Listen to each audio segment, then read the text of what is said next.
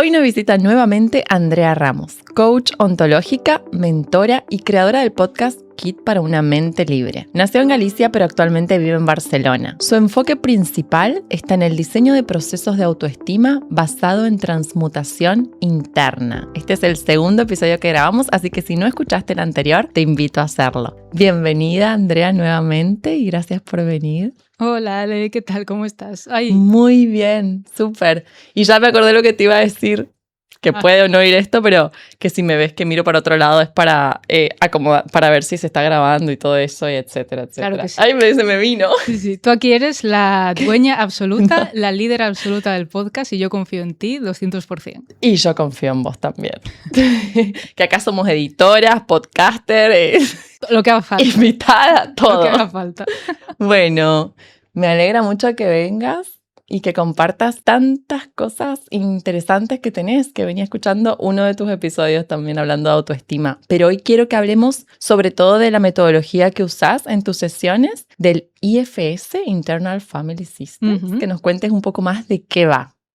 Correcto. Bueno, primero de todo, Ale, gracias por invitarme una segunda vez. O sea, la primera vez me lo pasé genial y aprendí un montón también, de hecho, de cómo se hace bien un podcast, porque tú eres bastante buena en esto. Y bueno, también incluso a cómo hacer contenido. Así que desde aquí también animo a gente que hagáis cosas que no es vuestra zona de confort o es la primera vez, porque luego pasan cosas bastante geniales. Estábamos justo hablando de eso fuera del podcast. Así que nada, decirte esto. Honrada por estar aquí, un auténtico placer. Y hoy se viene para mí un tema muy interesante. Yo cuando descubrí esto, la verdad me cambió muchísimo mi manera de, no solo de hacer sesiones, y tratar un poco todo lo que es el coaching, sino también de cómo me hablo yo, identificarme muy bien qué parte mía está saliendo en ciertos momentos, que ahora lo vamos a explicar bien. Pero, en definitiva, quiero que te imagines al sistema familiar de partes internas o el sistema familiar interno, mejor dicho, que sería la traducción al español. Imagínatelo tal cual como una familia interna. No sé si sabes algo de constelaciones familiares, pero sabrás que, aunque no hayas estudiado nada de esto, todos los que nos están escuchando pues tienen una familia o han nacido en una familia o, aunque no hayas conocido a tu padre o a tu madre, han nacido dentro de un sistema. Entonces, en ese sistema, ¿qué pasa? ¿Qué hay? Pues hay cosas ocultas, pues hay dolores reprimidos, pues hay diferentes miembros, ¿no?, de la familia que toman unos roles específicos para que el sistema se mantenga o sobreviva. Entonces, internamente, nosotros también tenemos un sistema familiar. Seguramente tú te has encontrado a ti misma diciendo, hay una parte de mí que desea esto y hay otra parte de mí que desea aquello. Ese conflicto interior nos ha pasado a todos. Pues, ¿cuál es la sorpresa de que nosotros no somos monomentales? ¿Qué quiere decir monomentales? No es una sola mente, o digamos que no somos una sola personalidad, sino que dentro de nosotros hay varias personalidades, tienen un rol, tienen una misión y están traumatizadas, muchas de ellas, y lo peor de todo es que también muchas de ellas están bloqueadas en un momento concreto de nuestra vida, que ha sucedido algo que ha hecho que tomen el control. Entonces, así como introducción, esto es lo que es el método de sistema interno. Hablar con esos diferentes miembros de nuestra familia interna y entender qué les está pasando. Me encanta que hables de esto porque me deja más tranquila seguramente a mí y a muchos de los que nos están escuchando cuando piensan, ¿por qué a veces pienso una cosa y después otra y después me habla otra voz? Yo antes te contaba que en teatro saqué un poco estas personalidades o voces. No sé si tiene que ver también con la personalidad o con las diferentes personalidades que podemos adoptar estas voces. Pues sí, tiene muchísimo que ver. Porque esto también jugamos cuando somos pequeños. Cuando somos pequeños, ¿a qué jugamos? Pues a ser diferentes cosas. A ser el héroe, la heroína, la villana, a ser un animal, No es difícil para nosotros jugar a ser diferentes personalidades. ¿Por qué? Porque se están creando en ese momento diferentes personalidades dentro de nosotros. Y cuando a una persona le gusta mucho actuar o le gusta mucho sentir esas diferentes, ¿no?, personalidades, es una forma de sentirte conectada a esas diferentes partes de ti. O sea que seguramente, a ver, tú también tienes una vena muy artística, ¿no? Entonces sale por ahí, pero es perfectamente normal querer, de hecho es lo más recomendable y sano, querer probarnos en nuestras diferentes facetas. Y seguramente, en tu caso, en el mío y en el de todos, pero ya que estoy hablando contigo, hay una faceta de ti o facetas que no te gusten y esas están más bien exiliadas, que ya hablaremos de eso. Pero... Tiene que ver con reprimir las sombras y con... Sí, en la sombra están de hecho nuestras partes exiliadas. Para dar un poquito de contexto, cuando empezamos a crecer y empieza a desarrollarse nuestra personalidad, hay que entender que nosotros venimos a la vida de una manera pura, de una manera muy abierta, muy inocente, pero venimos con una esencia. O sea, esa esencia está en nosotros desde que nacemos. A mí me gusta llamarle esencia, conciencia se le puede llamar también, pero en definitiva es el alma, para que nos entendamos. ¿Qué ocurre? Que nosotros tenemos una misión en la vida, tenemos un potencial en la vida y vamos creciendo y nos vamos desarrollando. Pero también nos vamos encontrando con muchas cosas por el camino. Momentos traumáticos, dolores heredados, lealtades incluso que tenemos a nuestra familia. Y eso hace que partes que tal vez estaban destinadas a ser libres, a ser más relajadas, a ser creativas, de repente encontramos que es nuestra parte perfeccionista. Es decir, necesitaron tomar un rol concreto en un momento de nuestra vida para ayudarnos en algo. También es muy importante hablar de que no hay ninguna parte que nos quiera hacer daño. Para también que se entienda el contexto, hay podemos decir que el creador de las ISF es Richard Schwartz y él en su libro No hay partes malas explica mucho esta metodología y explica de dónde salió, cómo la fue perfeccionando y hablaba de que siempre cuando él hablaba con las partes de sus pacientes no había ninguna que fuera mala. Todas tenían un rol, aunque muchas de ellas incluso querían hacerle daño a sus pacientes, pero siempre tenía una razón de peso, siempre tenía un motivo específico. Entonces, ¿de qué trata este sistema? Este sistema trata de que con tu terapeuta, con la persona que vaya a llevar la sesión, yo en mi caso, cuando estoy con mis clientes, localizar un momento concreto en el que tú tienes un dilema. Tienes una situación que te genera malestar y es, vale, ¿qué partes ahí están siendo involucradas? ¿Qué parte? Y hablar con esa parte, darle un nombre, darle una forma. Incluso yo a veces a mis clientes les he dado papel y boli para que me las dibujen cuando están muy desconectados de ellas. Y preguntar, tener una entrevista. ¿A qué te refieres con partes? ¿Qué partes están involucradas? Exacto. Vamos a ir a hablar de las partes. No sé si conoceréis un poco la película de Cristal.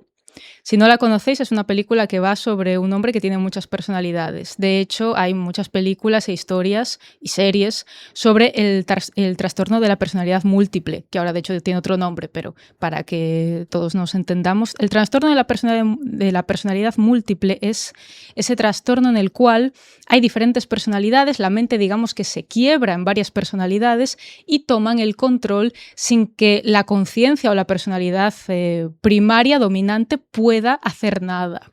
Por ejemplo, tenemos casos en los que pues una chica, de hecho creo que es el caso más sonado, aunque ahora no recuerdo el nombre de ella, es de los años 60 o así, tenía hasta 16 personalidades, pero es que había pasado un evento muy traumático.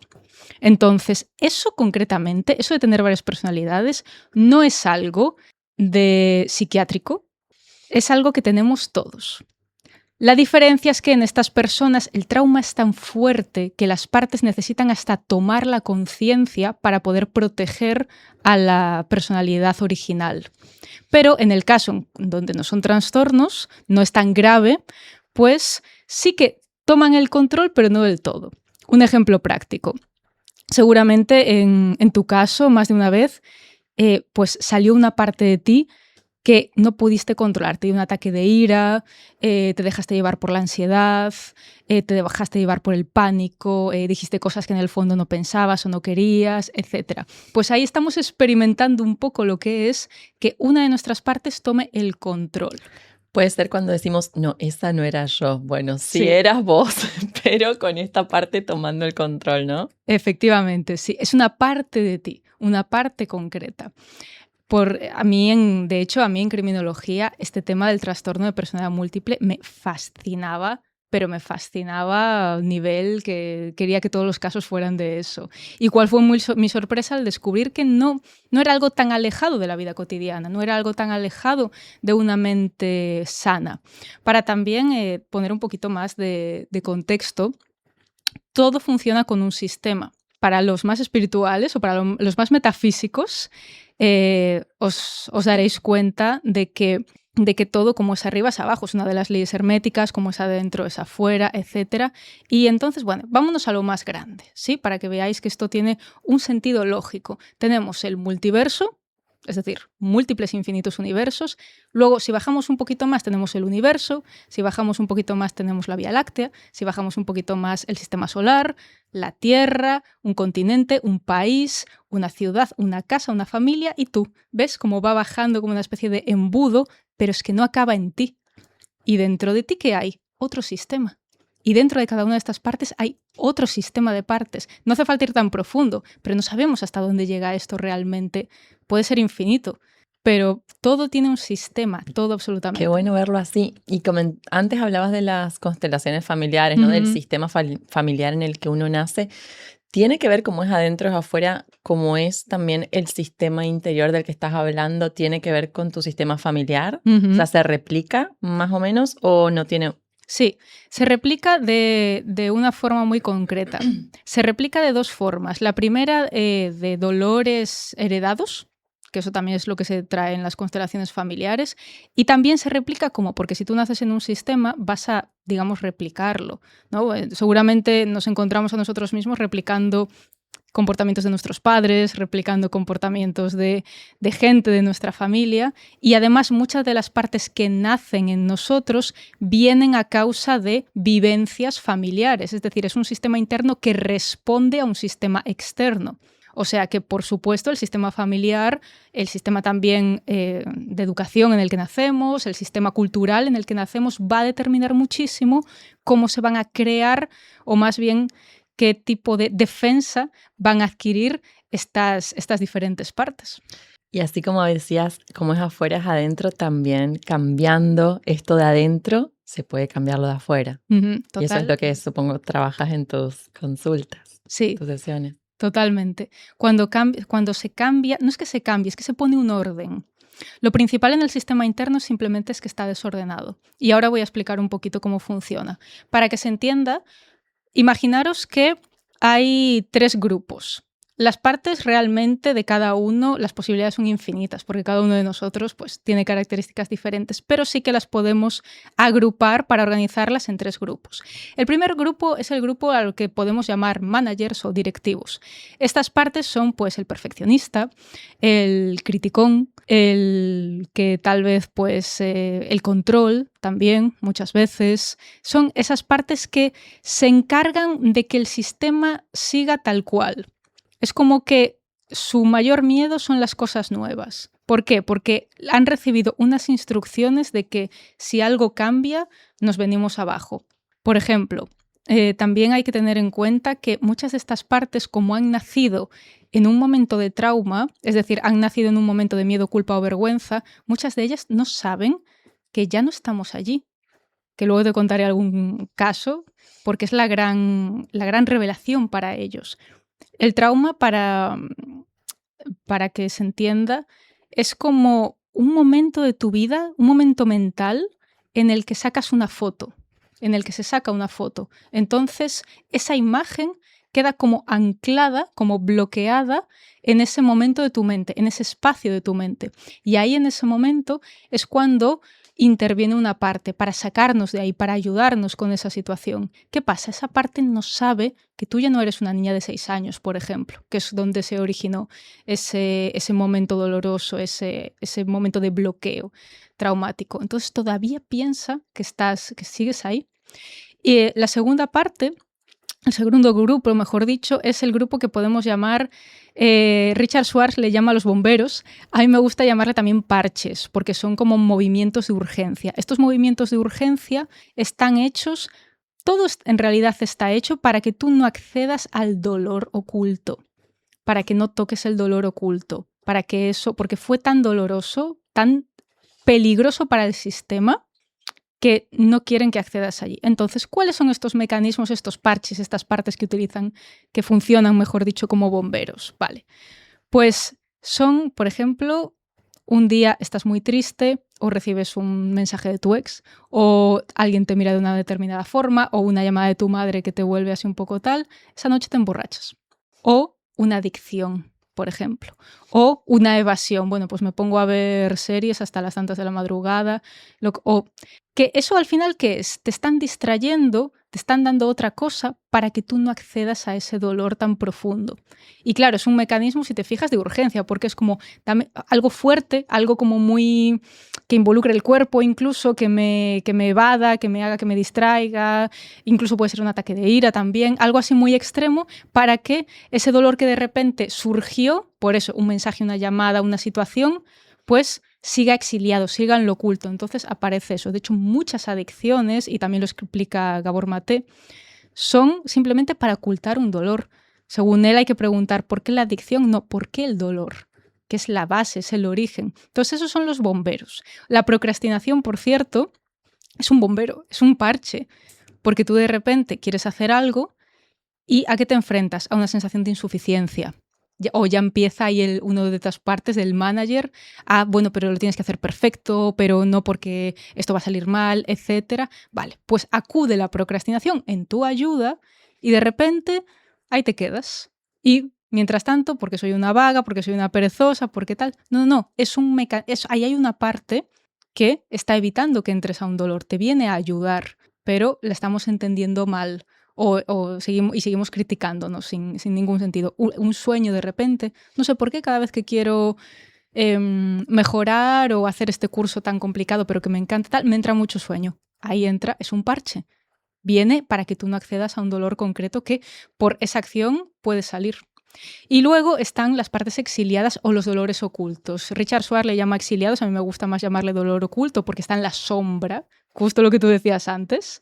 Y ahí es donde empezó todo, ese es el origen. Si te fijas, va por capas. La cosa empezó con el dolor, como se quiso ocultar, viene una capa de partes que vienen a proteger o a parchear, luego viene otra capa de partes que vienen a proteger, a que ahí no se entre, a que el sistema se mantenga tal y como está, porque un cambio puede hacer que el dolor salga, etc. Pero todo es para proteger ese dolor oculto. Ellas tienen mucho miedo de que nosotros accedamos a ese dolor. ¿Pero por qué tienen miedo de nosotros? No es que nosotros le vayamos a hacer algo malo, la conciencia o la esencia, es que no se fían de nuestro liderazgo.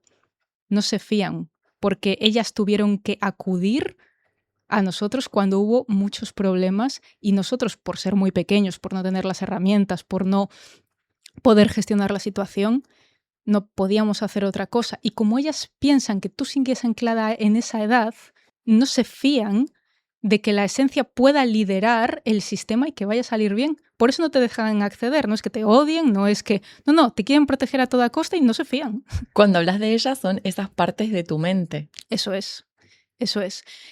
Son como personalidades. De hecho, a mí me gusta mucho dibujarlas, ponerles un nombre, porque hay que ordenarlas. A mí me gusta siempre explicarlo así. No sé si conoces el programa de Pesadilla en la cocina. Pesadilla en la cocina fue en España, con Gordon Ramsay, que entraba en una cocina, entraba en restaurantes y era un desastre, y pues platos volando, o que cada uno iba a su bola, o tal. Bueno, pues eso es exactamente lo que ocurre en tu mente.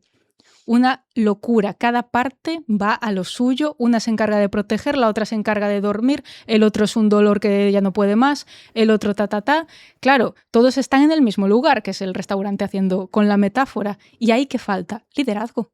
Siempre. De hecho, cuando entra Gordon Ramsay, o en España que era Chicote, la cosa se mejoraba, o por lo menos eso parecía, y te das cuenta de que simplemente era por un tema de liderazgo. Cuando viene alguien y da un camino, da unas instrucciones y da un contexto, tanto en las empresas, en los equipos, incluso en las familias, todo lo que sea un sistema de relaciones de personas, con un liderazgo fuerte, la cosa va bastante bien. Y eso es exactamente lo que pasa en nuestro interior.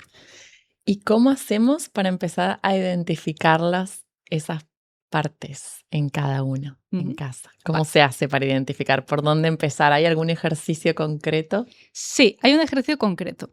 Hay varios ejercicios que tú puedes hacer. De hecho, tú puedes poner 2 sillas, que fue de lo que hablamos la última vez. Tú colocas 2 sillas y delante vas a hablar con una parte tuya que te moleste. ¿Cómo la vas a identificar? Pues a lo mejor si te cuesta, pues eso, tu parte procrastinadora, o vas a empezar en un trabajo nuevo y notas cómo tienes la ansiedad a todo meter, o notas cómo está el perfeccionismo ahí que no te deja continuar en tu proyecto o incluso en tu relación o lo que sea, porque tiene que salir perfecto y eso te bloquea y tal. Muy bien, pues siéntala delante de ti. Sienta delante de ti esa parte. Respiras, intentas visualizarla. ¿Cómo va vestida? ¿Qué edad tiene? ¿Cómo te sientes en su presencia? ¿Cómo te mira? E intentas hablar con ella. A ver qué te responde. Puedes hacerlo con 2 sillas o tú en la misma silla, pero a mí me gusta involucrar 2 porque así es como va más visual, pero puedes hacerlo tú sentado con los ojos cerrados. Y ahí hazle preguntas. Primero, ¿qué edad crees que tengo? Esa es la pregunta que más las descoloca. Y tú vas a ver que en tu mente va a venir la respuesta. ¿Qué edad crees que tengo? ¿Qué estás protegiendo? ¿A qué le tienes miedo? ¿Qué es lo peor que puede pasar? Y puede ser que la edad siempre sea infantil, o sea, Sí, normalmente las partes creen que tú tienes la edad en la que ellas tuvieron que tomar el control. 6, 8, 10, si te pasó algo en la adolescencia, 13. No suele superar, algunas sí, pero no suele superar esa edad. Suelen de 0 a 10, suelen crearse la mayoría de las partes. Pero sí, este ejercicio lo puedes hacer, o incluso dentro de una meditación. ¿podríamos hacer un mini ejercicio en directo? Sí, si tú quieres, hacemos. Sí, sí, sí. Oh, ¿cómo? Si te animas, lo hacemos. Y a ver, contame, ¿qué hacemos? ¿Cómo lo hacemos? Vale, pues yo lo que te pediría sería que pensaras en algún dilema que tengas, en alguna situación ahora un poco complicada que tengas y o en el pasado, sobre todo, algún recuerdo doloroso que tengas. Y ahí yo te voy a empezar a hacer preguntas sobre, vale, quién está ahí, etcétera, que me cuentes un poco. Entonces, si quieres, lo hacemos, si no, Bueno, hice un ejercicio muy poderoso con Andrea. No lo voy a publicar porque hablo de cosas privadas, súper potente y los invito a probar su metodología. Gracias. es un pequeño ejemplo. Pero si lo has visto, al final es que las partes, esto ha sido rápido, obviamente, pero ya has localizado a 2. Has localizado la parte complaciente que nació para evitar que la separasen. O sea, en tu caso había un dolor muy profundo de no soy escogida, no fui buscada, no, etcétera, etcétera. Entonces, claro, de repente nace una parte complaciente o represiva que dice, bueno, si mi manera de ser es un problema, me reprimo o cambio o me amoldo para así poder conseguir amor y aceptación.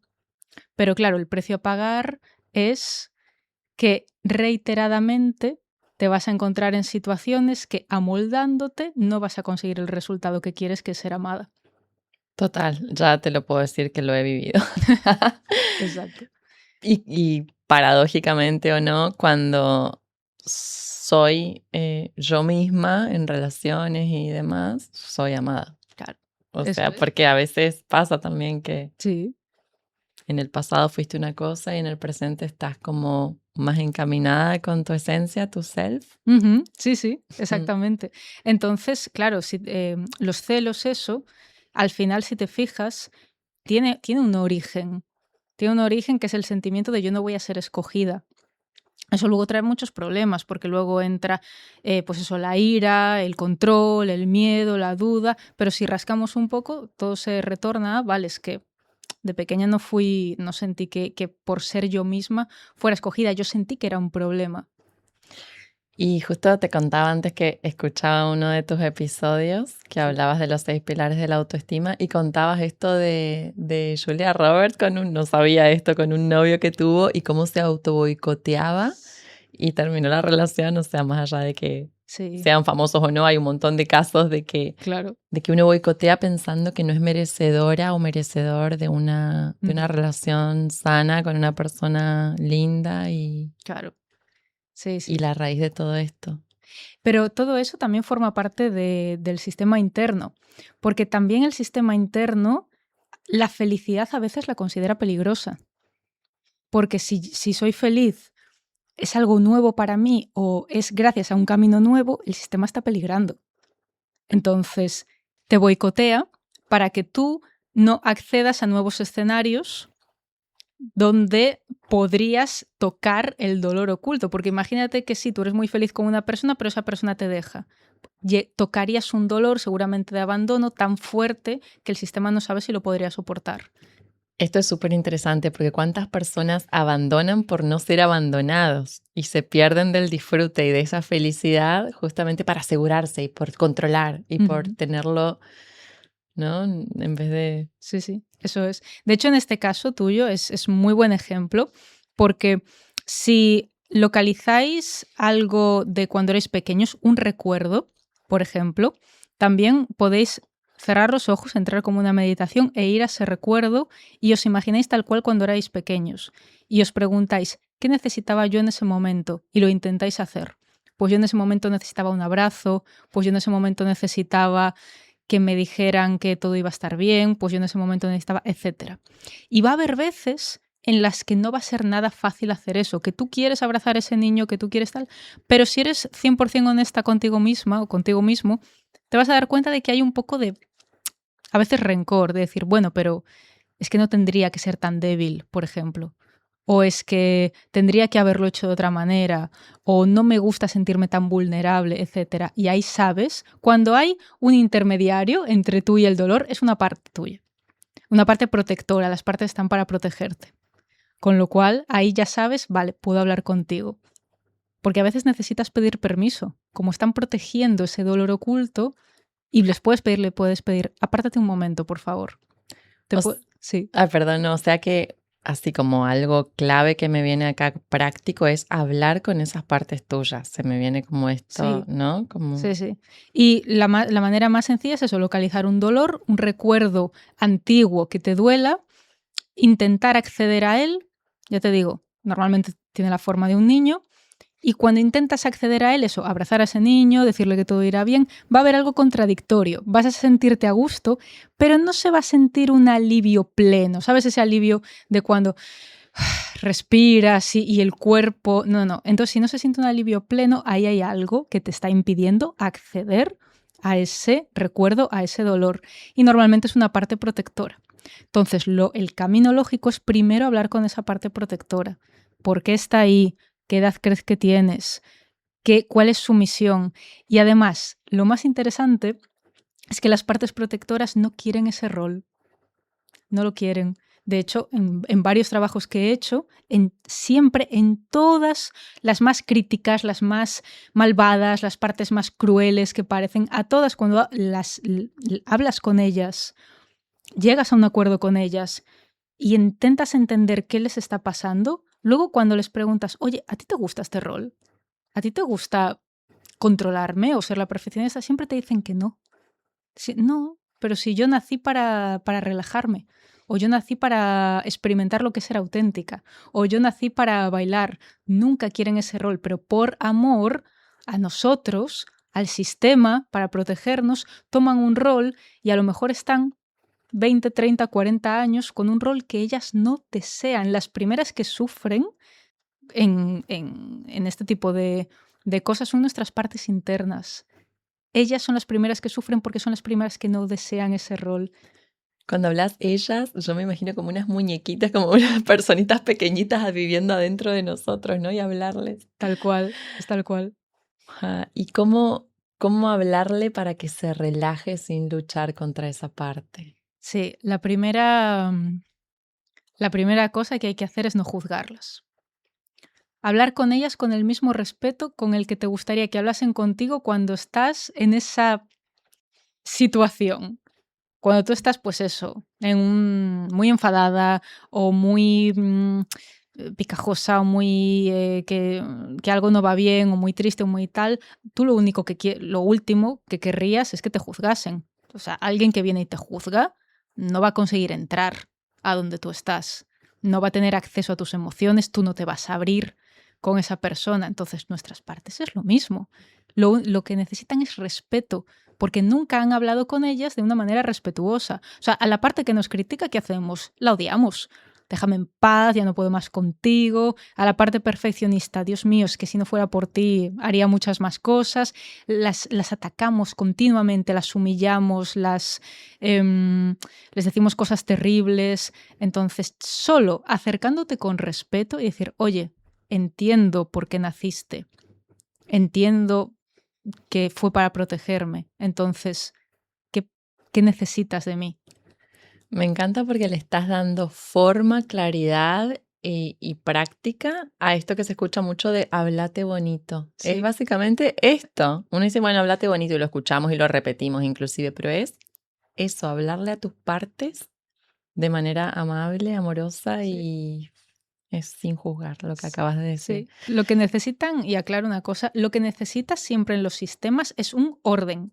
Tú piensas en un ecosistema, en unos corales, pues un coral depende de muchas cosas, no solo el coral, sino también de los peces que hay, incluidos tiburones, otros tipos de peces, cangrejos, etcétera. Un coral necesita de todos esos elementos. Y si uno se va o desaparece o no está en su sitio, todo el sistema colapsa. Esto que decís también, Bert Hellinger, el creador de las constelaciones familiares que antes lo mencionabas, habla de orden, orden en el amor, o es como muy similar a lo que estás diciendo, ¿no? Exacto, Pero orden en el amor es... Internamente necesitamos un orden también. Hay un orden del amor dentro de nosotros.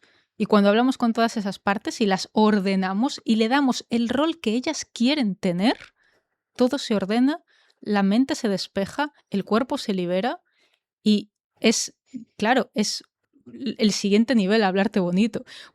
Pero hablarte bonito es una buena manera de empezar, porque cuando te empiezas a hablar bonito, empiezas a ver las incoherencias. Me hablo bonito y ya aparece una voz que dice, bueno, bonito, y ya localizas una parte. O sea, no está mal para empezar, lo que pasa es que por sí solo no funciona. mm, Lo que funciona es el orden. Todo sistema necesita para funcionar un orden concreto, así sea sistema familiar, así sea sistema interno, así sea una empresa, así sea un restaurante, así todo. y esto también me recuerda a convivir con lo que hay sin eliminar, sino ordenar. O sea que vos no hablaste de eliminar esas partes, no rechazarlas, sino saber que están ahí y ordenarlas. Sí, eso es. La terapia convencional, ahora ya no tanto, pero hace unos años se centraba mucho en eliminar lo que no funcionaba. Aparte del diagnóstico, que es terrible, porque tú diagnosticas a alguien, es ponerle una etiqueta, además, a solo una de sus partes. Por ejemplo, bipolar, por ponerte un ejemplo. Entonces ya le estás etiquetando, ya le estás diagnosticando y no estás teniendo en cuenta el sistema holístico. Es simplemente como que esa persona es eso, nunca podrá dejar de ser eso y además no hay posibilidades de ordenar, de cambiar, sino es como muy dictatorial para mí en ese sentido. Y también antes se hablaba de eso, es que hay una parte de mí que es mala o tiene esta parte de sombra, de locura, que no. ¿Y qué conseguimos con eso? Exiliar más todavía. Y la exiliación, el ocultar el dolor, fue el origen del problema. Entonces, lo hacemos peor constantemente. Entonces, es al revés, es incorporar todo lo que hay, porque todo lo que hay tiene un rol, es valioso y es necesario. Y entonces, si nos decimos a nosotros mismos, soy completa, soy completo, incluido todo lo que soy, para empezar, ya por lo menos ya estamos diciendo que, vale, no tengo nada malo. Tal vez lo tengo desordenado, tal vez lo tengo caótico, tal vez lo tengo en sombra, pero no está mal, solo no le he dado conciencia. Y es muy importante entender que sí, todo nuestro sistema es bueno, todo. Si se desordena, si tal, es por, bueno, pues por desórdenes antiguos, por caos que no hemos ordenado, pero no por maldad. Y para verlo esto también en una forma práctica, ¿cómo se vería el sistema de partes en una discusión de pareja? O con un socio, o... Sí, mira, en una discusión de pareja o de dos personas, claro, la pareja es nuestro mayor espejo, entonces pues ahí se ve muchísimo, pero por poner el ejemplo, en una discusión de pareja no hay dos personas discutiendo, como mínimo hay cuatro, como mínimo. Y de ahí para arriba, 6, 8, pero como mínimo hay 4. Porque son yo y una parte de mí que sale a defenderme o que sale a complacer o que sale a tal, y la otra persona lo mismo, depende de su sistema. Entonces, en realidad son 2 sistemas caóticos peleándose entre ellos, así que como mínimo hay 4 personas. Mi abuelo decía, cuando uno no quiere, 2 no pelean. ¿Puede ser o no que...? Puede ser, puede ser. Si uno está en paz absoluta, pues sí, claro que sí. Pero está difícil. Que el otro sistema se acomode. Exacto, sí, sí. Bien, ¿y qué partes sueles ver en personas altamente exigentes?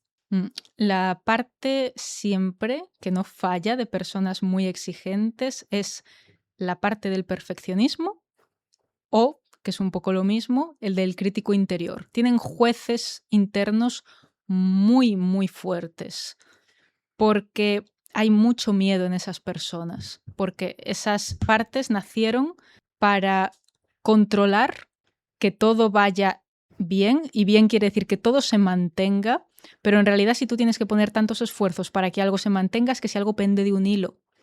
Entonces son personas que están al borde de, no del colapso, pero que a nada algo, tienen el dolor muy a flor de piel, un gran dolor. Y como lo tienen tan a flor de piel, a la mínima saltan, a la mínima quieren proteger, a la mínima se evaden, a la mínima huyen, pero siempre que hay personas con una alta exigencia a ellos mismos, son personas con muchísimo miedo en realidad y con un gran dolor que no quieren que sea tocado por nada del mundo porque se le desmorona el sistema. Sí, todo lo que tenga que ver con personalidades que ejercen el control, hay muchísimo miedo ahí detrás y hay un gran dolor que todo el sistema está trabajando las 24 horas para que no se llegue a ese dolor, incluido de noche, luego que duermen mal, luego que sienten que no descansan, claro, pero porque tu sistema está trabajando en defensa todo el rato. Entonces no hay relajación posible, por eso hay muchísimo miedo siempre. ¿Puede tener que ver con el miedo al rechazo? ¿Por eso tan perfeccionistas? Depende. Pero sí, el miedo al rechazo, el miedo al abandono, también a la vulnerabilidad, personas que a lo mejor en la infancia pues les pegaron o sufrieron acoso, etcétera, y llegaron a la conclusión de que ser vulnerables era que no se lo podían permitir ser vulnerables, entonces hicieron tapar y les cuesta mucho llegar a esa vulnerabilidad, pero porque hay unas cuantas partes protectoras que dijeron, no, la última vez que fuimos vulnerables fue terrible para nosotros, entonces eso no va a volver a pasar. Y hay coraza, capa tras capa de protección de coraza y así es como se crea. Sí, siempre es una sensación de rechazo que puede tomar muchas formas, eso, abandono, golpes físicos, golpes psicológicos, una sensación de que yo no merezco estar en esta familia, de que yo no soy suficiente, de que haga lo que haga, nunca llego a ser alguien a quien quieran. Por ejemplo, esto pasa mucho. Yo tengo bastantes clientas que son las hijas menores, curiosamente, pero es muy gracioso porque su rol parece de hija mayor, pese a que son las menores. Porque para compensar un poco esa sensación de, bueno, yo vine de rebote, yo realmente no tendría que haber nacido, es una gran vergüenza, es muy doloroso. Entonces intentas compensarlo toda la vida, llegas como que tienes una sensación de deuda con la vida y la intentas compensar continuamente. ¿Cómo? Siendo lo mejor que puedo, perfeccionándome a más no poder, siendo muy exigente o siendo muy complaciente. Mis deseos no importan, lo que yo piense es secundario, lo que yo quiera tal, todo con tal de yo merecer vivir, que es lo que recibimos cuando nacemos en una familia donde seguramente no fue la intención de nuestra familia, pero nosotras percibimos que molestamos de alguna forma. Entonces ya las instrucciones que recibo es, ok, estoy en deuda, voy a intentar compensar lo máximo posible y por ahí puede salir de varias formas. Wow, súper interesante lo que decís, porque a veces una mira y digo, estoy en una familia llena de amor y está todo bien y no hubo ningún trauma fuerte, pero hay una creencia, algo que experimentamos que te hace sentir eso, ¿no? ¿Qué hago acá? Sí, las creencias limitantes simplemente son instrucciones que tienen nuestras diferentes partes. ¿Y hay alguna parte que hayas descubierto en vos trabajando con esto? Sí, hay un ejemplo que me encanta contarlo porque para mí fue muy revelador. Y es que yo cuando era pequeña pasé una época para mí terrible, que era en el colegio estaba fatal, además yo era súper sensible y el sistema no es muy amable con los niños muy sensibles. Mis padres estaban divorciando, pero tampoco había un ambiente donde se hablase mucho del tema, entonces, claro, yo estaba un poco que no entendía mucho, sabía que algo iba mal, pero no sabía a qué escala y tal. Yo me sentía muy sola y el colegio empezó a darme muchísima ansiedad. Tenía muchas gastroenteritis, me dolía siempre la barriga, lo pasaba fatal, era terrible. Y un día, recientemente, hice una quedada, hice como un taller diferente, más íntimo, cambia, algo nuevo para mí. Yo he hecho muchos talleres y me encanta hacer talleres, pero por lo que sea, yo esa noche, antes de este formato nuevo, estaba muy nerviosa, me dolía mucho la tripa y estando en cama, intentando dormir, me venía mucho el recuerdo de cuando yo estaba en cama intentando dormir y al día siguiente había colegio, esa ansiedad tan grande, y dije, aquí hay una parte, porque es lo mismo, me está despertando lo mismo. Entonces, bueno, yo que tengo bastante práctica, nada, cerré los ojos y hablé con ella. Me imaginé en mi cama de cuando tenía 8 años, con los ojos abiertos, con ansiedad por el día siguiente, y nada, me acosté junto de ella y empecé a hablar con ella. ¿Qué te ocurre? Tal y cual. Y ahí apareció un dolor oculto, también apareció una parte parche o un bombero, que era el dolor de barriga, porque claro, si estás enfermo no tienes que ir al colegio. Fue la manera que encontró mi sistema de ayudarme, pese a que era, bueno, bastante lioso. Pero nunca me olvidaré de cuando hablé con esa niña de 8 años, cuando el resto de partes como que me dio permiso, también hablé con ellas y tal, pero nunca me voy a olvidar de la sensación de alivio inmenso que sentí cuando le dije, oye, ya no tenemos 8 años, nunca vamos a volver al colegio, nunca más, ahora no tenemos que ir y nunca tendremos que regresar. El alivio corporal, porque siempre que hay un cambio en el sistema se siente en el cuerpo, es como si te catara el alivio tan grande que yo sentí en ese momento me dormí inmediatamente y al día siguiente me di cuenta de que, claro, yo no había actualizado la información. Nuestras partes es que están desactualizadas, nuestros dolores antiguos y ocultos están desactualizados, no saben, creen que están ahí. O sea, esa parte de mí vivía en perpetua vigilia nocturna.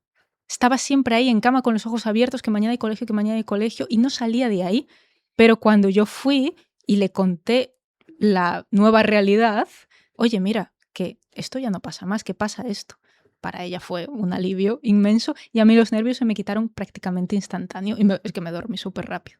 Para mí es uno de los ejemplos donde yo más sentí lo poderoso que es localizar y hablar con esas diferentes partes, porque yo podría haber pensado, qué estúpida soy, que ya he hecho tantos talleres, juzgarme, ¿no? Ya he hecho tantos talleres, este es uno más, pero que no sé qué, y ahí que aumento la ansiedad, aumento el nerviosismo, no, pero te acercas con curiosidad, desde la esencia. La esencia siempre está feliz o, digamos, en paz. Siempre se guía por la pasión, siempre es muy curiosa y siempre está con muchas ganas de vivir. Cuando no sepamos, ¿estoy en esencia o estoy en partes? ¿En dónde estoy? ¿O en un sistema, o dentro del sistema que tengo que reordenar? Cuando tú te sientes expansiva, estás en tu esencia. Y cuando sientes una contracción, ahí hay una parte que esto, por lo que sea, le chirría, le da miedo. Bueno, voy a hablar con ella. Y es mágico. Wow, muchísimas gracias por compartir esta experiencia personal y por lo que mencionas de la importancia de escuchar tu cuerpo, que ya está, ¿no? Cuando dudamos es que el cuerpo tiene la respuesta, cuando sentís alivio, como decís, paz, justamente, estás en tu esencia. Y también importante que hayas dicho, cuando contabas, ¿no? Esto que te pasó ya de adulta, recordando tu infancia y el colegio. Yo soy una persona con mucha práctica y eso es lo importante, que todo esto que estás contando y los que escuchamos y los que nos escuchan, que no quede solo en una charla y que se aplique esto porque todo se puede ordenar, modificar con práctica. No solamente desde listo, lo sé, porque te da un subidón, al comienzo lo escuchas y decís, ay, qué lindo, ¿viste? Esas personas que te motivan, pero hacerlo también. Así Sí. que gracias por esto. Y también importante que lo decís, hablarte de nuevo. Si yo ya tengo te podrías haber dicho eso, porque yo a veces me lo digo, pero con tanta terapia me salta esto. No, hablarme tranquila, a ver qué pasa y hablarle de esa parte. Así que gracias por recordarlo. A Que a veces ti. somos muy perfeccionistas, ¿no? Eso. Como, pero ¿por qué me está pasando a mí? Pero si yo ya hice tanta cosa, si yo... Sí, exacto. Y es un estilo de vida, en realidad, y cada vez también va siendo más fácil. A mí siempre me gusta poner el ejemplo de eso, imagínate un equipo en una empresa.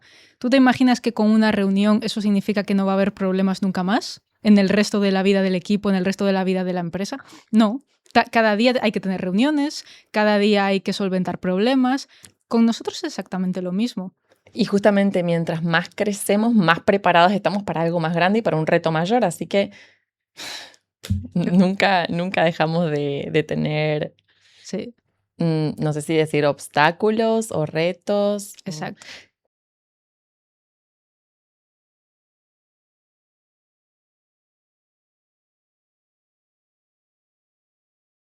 Y si alguien que nos está escuchando quiere dar el primer paso esta misma semana con alguna, ya nos diste un montón de tips y de claves, o pocas pero importantes, ¿nos querés dar alguna más? Sí, ¿Algo que nos recomiendes?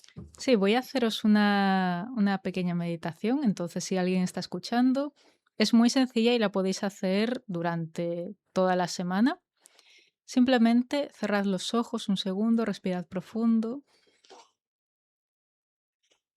conectad un poco con el cuerpo y podéis hacer 3 respiraciones, que la expiración sea más larga que la inhalación. Y vas a pensar en un momento, un recuerdo doloroso de tu infancia. Si no encuentras ninguno, no importa. Encuentra una situación actual que te esté doliendo y solo piensa en otros momentos donde te hayas sentido así. Intenta localizar a ese niño, a esa niña si lo ves, o a ti mismo, a ti misma en esa situación complicada, dolorosa, e intenta darle lo que necesite. Tal vez necesita unas palabras de ánimo, tal vez necesita un abrazo, o tal vez necesita saber que tú estás al mando y que todo va a ir bien.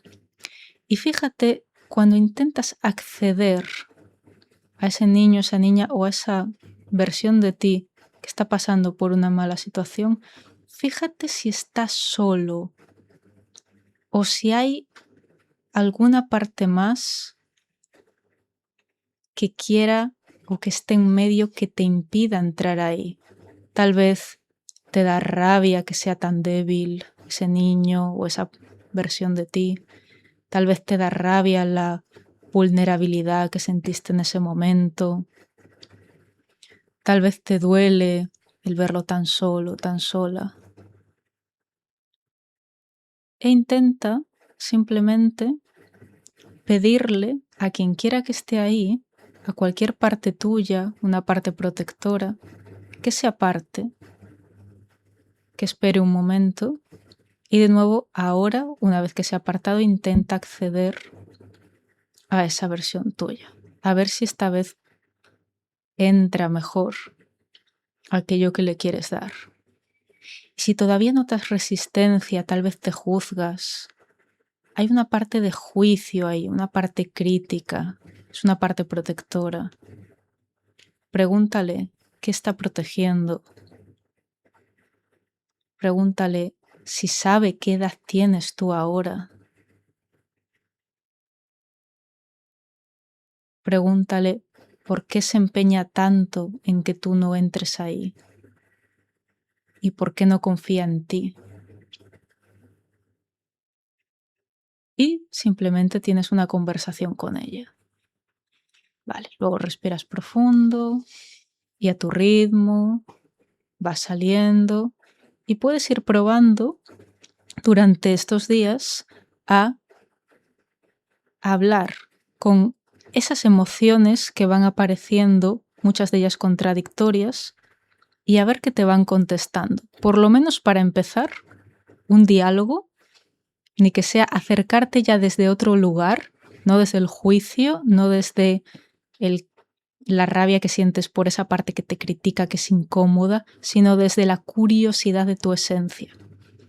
Y poquito a poquito, a ver qué va saliendo. Eso es una buena práctica para hacer. Hermosa práctica, gracias Andrea. Y para ir terminando, aunque me quedaría mucho más, a ver, ya quiero una tercera entrevista. Sé que tu agenda está a tope, así que quizás sea en 2027 la próxima. Te dejo un poquito. No creo.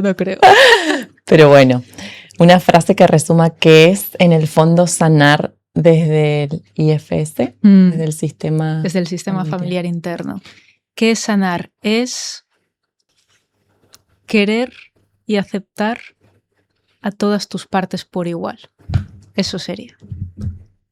Y darles el lugar que ellas desean profundamente. A mí me gusta mucho compararlo con nuestra relación con Dios. Cuando nosotros estamos pasando por un mal momento, estamos bloqueados, enfadados, a veces Dios, a la vida o con quien tú sientas una conexión, es como que nos enfadamos, ¿no? Le decimos, ¿por qué me haces esto? ¿Por qué me vuelves a enviar esto? ¿Por qué? Y es normal que nos enfademos. No confiamos en su liderazgo, no confiamos en el liderazgo de la vida, de la misma forma que partes nuestras no confían en nuestro liderazgo.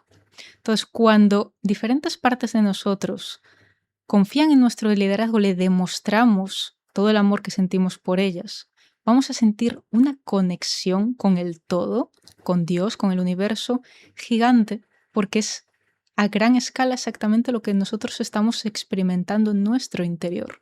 Jesús de Nazaret, al final, ¿con quién iba? Con los exiliados, con los ocultos del sistema, las prostitutas, los leprosos. Iba con ellos. Por eso es el líder. Por eso él representa la esencia misma. Y por eso también su sacrificio, ¿no? Que es muy, muy bien ejemplo. Al final todo esto habla de lo mismo continuamente. Entonces, habla con tus partes como te gustaría que Dios hablase contigo. Ten la conexión con ellas, la misma conexión que te gustaría a ti tener con Dios, porque es exactamente lo mismo. Muchas gracias, Andrea. Maravilloso conversar con vos.